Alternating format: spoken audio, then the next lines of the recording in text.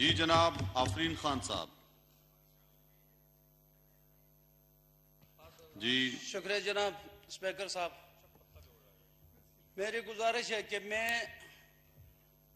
कोहिस्तान अपर कोहिस्तान दासू की बात कर रहा हूँ। दासू में जो डैम बन रही है वो उसका काम गजबू कंपनी चना वालों ने लिया है और वो चना वाले जो काम कर रहे हैं वो वर्ल्ड बैंक वालों का और दूसरा वापडा वालों का रूल यही है कि जो रोड निकलता है नीचे या आबादी होता है या उसका घर होता है या कोई ऐसा नुकसान की जगह है तो वो डंपिंग करना उनको पड़ता है, डंपरों में लोड करके डंपिंग करना पड़ता है।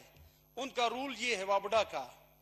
तो उसमें मसला ये है कि हमसे आगे 14 अजला है गिलगित बल्तिस्तान, वो एक ही रास्ता है शाह कराक्रम, वहां से ये सारा मलबा गिरा रहे हैं शाह कराक्रम के ऊपर और शाह कराक्रम से मशीनें डाल रहे हैं नीचे दरिया सिंध है, उसमें आला नस्ल का मछली हो रहे हैं, उनका नस्ल सारा खत्म कर दिया है इस मलबे की वजह से, क्योंकि वहां पहाड़ी इलाका है और बड़ी बड़ी पहाड़ वहां गिरा रहे हैं तो वो दरिया में आता है, दरिया में आ गया तो वो फिश का नस्ल खत्म होता है और लोगों को भी इतना तकलीफ होता है कि मरीज और गाड़ियां, कई गाड़ियां भी टूट गई और लोगों को भी जख्मी हुआ है इस मलबे की वजह से।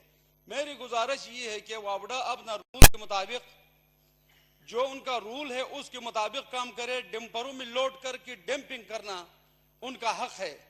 ये मेरा गुजारिश है और ये करें ताकि लोगों के ऊपर मरीज लेके आता है तो वहां ठहर जाते हैं। हमसे आगे 14 अजलों के लिए ये बड़ा नुकसान है। शुक्रिया, मेहरबानी।